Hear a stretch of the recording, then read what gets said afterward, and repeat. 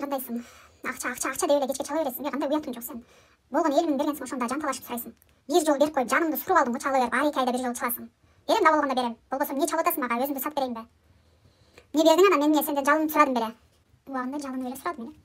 Тирилигим зор коюп атат. Мына кризис болуп атат мамлекетте. Чала бергени эч жадабаган эмекенсиң сен. Сурагандан да уялбайт экенсиң, бети жок десе. Алло, кандайсың, жакшысыңбы? Сөзсүз берем. Өлкөтен сөзсүз берем. Кичине чыдап койчу. Мына акчам эме болоюн деп атат. Эми болуп кетем. Ошондо биринчи списокто сен турасың. Сага сразу берем. Кичине күтүп турчу, пожалуйста. Жалынам. Алло, кандайсың, дос, жакшысыңбы? Карыз, кайсы карыз? Качан алдым мен сенден карыз? Мен сенден карызмынбы? Жок, дос, албасам керек мен сенден.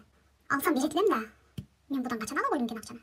Жок, сен адашып атсаң керек. Ал акчаны мен сенин күйөөңө берип койгом. Күйөөңдөн алып алсаң болот. Күйөөсүнө берген болсоң керек. Адаштырып атасың. Жок. Өлдү эми. Алдынан чыгып калбасам экен. Блокко тыгып коеюнчу номерин. Кечке чала берип жатат.